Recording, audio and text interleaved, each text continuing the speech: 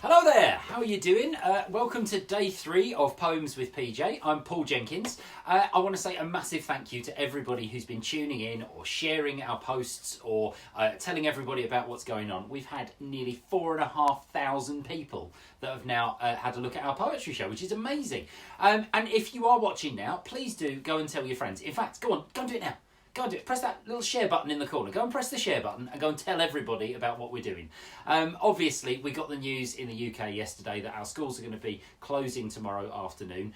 So we're going to carry on. We're going to be continuing all the way through on weekdays, every single day, to bring you poems by me, poems by some other famous poets, and also poems by you. And we've got just a treat of that type for you today. That makes no sense at all. Right, so on to some poems. My first poem today is a poem all about a night.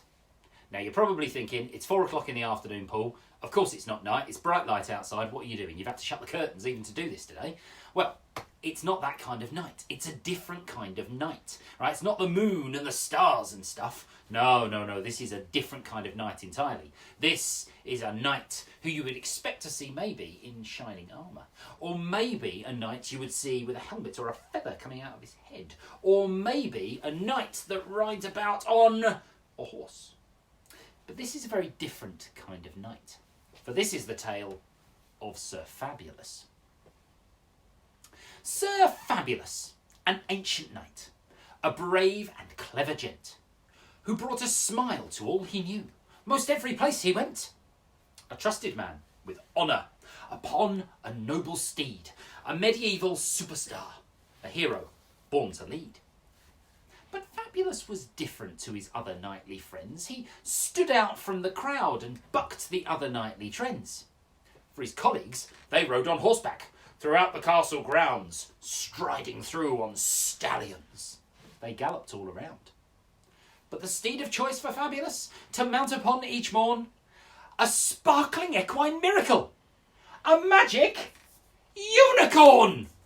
With a coat of white and silver hooves, she swept into the court, a prancing, dancing creature who never gave a thought to skipping into danger. This creature was no quitter, escorting mighty Fabulous, both head to foot in glitter. For Fabulous was fabulous, and everybody knew to look out for his rainbow trail. And he made the crowd go, ooh! And he made the crowd go, ah! And then they gave a cheer, hey! And then he raised his tankard, filled with cocktails, never beer. And he raised his shield aloft, a golden-plated piece of armour. And he wowed the crowd with stories, brave Sir Fabulous, the charmer. And night to night throughout the land, the people all regaled at sequin-clad adventures and sparkling fairy tales. Sir Fabulous, he knew just how to bring about a smile, defeating villains every day, but doing it with style. So there we go. That was the tale of Sir Fabulous. And of course, today we got to meet Geraldine here. Geraldine is our unicorn that we have in our house.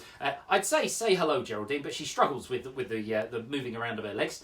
So it's say hello, Geraldine. Oh, there we go. She's got a wobbly head.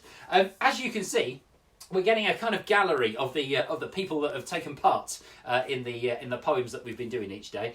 So we've got our bear and our triceratops from our previous days. We'll find a place to put Geraldine in the set, and she's going to become part of our day now. Well, what's been really lovely over the last couple of days is that we've been able to talk to lots and lots of parents who are at home and lots of children who are studying at home now because they've been home from school. And loads of them have been saying, this is really strange. We never thought we'd ever have school in our house. Because I know that loads of you are having sort of, not really like serious lessons, but some sort of, trying to do some work in your house. And your mums and dads and carers have all had to become teachers. And that's quite shocking for them. I think they weren't expecting that at all. And so I thought that this would be the perfect time to share a poem by one of my favourite poets called Alan Allberg. Now, Alan Allberg wrote a brilliant collection in 1983, one of the first books I ever read, called Please Mrs. Butler. And it was a series of poems all about what it was like to be in school. And this one is the poem Please Mrs. Butler. Now, you have to imagine for this, for some reason in my head, and this is not to do with Alan Allberg, this is just my little weird brain under my silly hat, I've decided that all of the children in this poem are Scottish. So you have to agree. If anyone is from Scotland, I apologise. I probably don't sound like you, but this is my best Scottish accent. Please, Mrs. Butler, this boy, Derek Drew, he keeps copying my work, miss. What should I do? Go and sit in the hall, dear. Go and sit in the sink. Take your books on the roof, my lamb. Do whatever you think. Please, Mrs. Butler, this boy, Derek Drew, he keeps taking my rubber, miss. What should I do? Keep it in your hand, dear. Hide it up your vest. Swallow it if you like, my love. Do whatever you think is best. Please, Mrs. Butler, this boy, Derek Drew, he keeps calling me rude names, miss. What should I do? Lock yourself in the cupboard, dear. Run away to sea. Do whatever you can, my flower, but don't ask me. And I'll bet you that some of the people at home that are looking after you are probably saying things like that right now. I saw some parents who are going, blimey, this teaching is hard. Well, there you go. This is what it's like, parents. Welcome to the wonderful new world that we live in. So that's Please, Mrs. Butler. And you can find that, if you're looking online, you can find that on Amazon. It's a really famous book. It's called Please, Mrs. Butler, and it's got loads of poems all about school and about children and about learning. It's absolutely fantastic. It's one of my favourites. So we've, as you know, been putting the call out to people and asking them to send in poems so that we can share them with the rest of the world. Now, I had an absolute brilliant time yesterday speaking to the mum. To a mum of one of the people that are watching. This is Gail Wellings. She got in contact with us and she said her daughter has written a poem, and she helped to write this poem. And it's because her daughter, Tilly, is really, really in love with dogs. She loves dogs, but sadly they can't have dogs at home.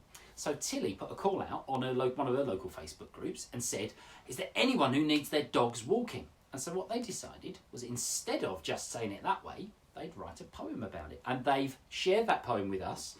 And this, if you're in the Ramsbottom area and you've got a dog that needs a walk, these are the people you need to get in contact with. Here's Tilly's poem. I'm here to help you walk your dog. In wind or rain or snow or fog. It can be hard at this tough time. I'll walk your pooch for free. That's fine. So please don't worry or fret or stress. I'll even clean up any dog mess. Don't delay, give me a shout. I'm Dog Walker Tilly. I will help you out. So there you go. So we can put you in contact. If you're in the Ramsbottom area and you've got a dog, right, we could put you in contact with Tilly and maybe she can go and walk your dog for you. That would be great, wouldn't it? All right, so there you go. That's the power of poetry. That's what we're going to do. Now, the power of poetry is also really important for all those people who might be stuck at home at the moment. And this is a really exciting thing that we're doing with our friends at Double Rainbow Publishing.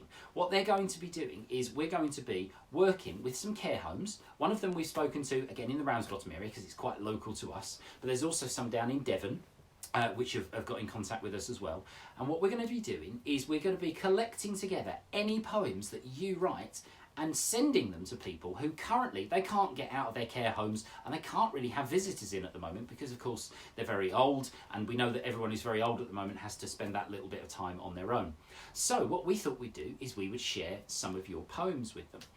And so we're going to be sending some of the ones that we've already done on the show so far, and then at the end of next week we're going to try and see if we can send as many as possible. So if you send them to pauljenkinspoet@gmail.com, all right, we will then put them all together and we're going to forward them as a big batch to help some of those people make a connection with us. And I've spoken to some of the people in the care homes as well. What they're going to do is they're going to film them reading them to them so we can then show them on the show. I thought we'd get us a bit of a start. So I've wrote a poem a little bit about loneliness, right? Because it can be quite lonely being stuck in on your own, and I'm sure that some of you have got family members who might be stuck in on their own at the moment. You might be sending them video calls or FaceTiming them or speaking to them on the phone. Well, this one is a very short one. It's just called Never on Your Own.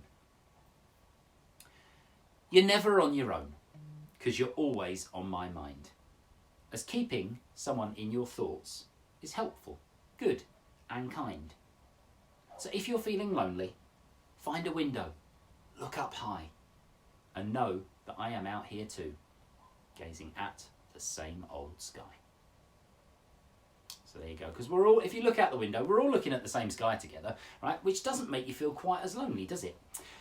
That poem will be going with all of your poems to the care homes that we've been talking about. So please do get in contact with us and share the word, spread the word as far as you can, because the more poems we've got, the more joy we can spread along the way. Now, talking of feeling lonely, I have been stuck in the house for a few days now. And my sister, bless her, was getting a little bit worried about me. I got a text message from my sister earlier on. Now, this was quite nice for my sister to send me a text message, because usually she calls me a funny name. She calls me Big Brat. And she's called me Big Brat ever since ever since I can remember, because I call her Little Brat. Even though I'm 42 years old and she's 37 now, right, we still call each other Little Brat and Big Brat. And so I thought today, right, because my sister got in contact with me and made sure I wasn't feeling lonely, and she did a nice thing for me, I would do a nice thing for her too. And so this is a poem I wrote for her, that I imagined what I must have been like when I was 14 years old. Maybe you've got some brothers and sisters that are 14 years old. Maybe they're a little bit grumpy like I was. This is called Bratty Brother. My bratty brother is 14. He's always picking spots. They cover up his horrid face like tiny jelly tots. But jelly tots are lovely, not like my bratty brother. I've asked Mum if it's possible to swap him for another. But Mum says that I'm stuck with him. We have to get along. She says one day I'll love him. She's very clearly wrong. So there you go. That was Bratty Brother. And I'm sure you are all getting along absolutely fine with each other, and nobody's having any arguments stuck in the house, and everyone's having a fantastic time together. Well, that was Poems from PJ for today. We'll be back again 4 o'clock tomorrow. So anything that you've got for us, remember it's pauljenkinspoet@gmail.com. Send any poems you like to us. We're going to pass them on, and of course we'll share them during the show tomorrow. Have a fantastic time, everybody. We'll see you tomorrow.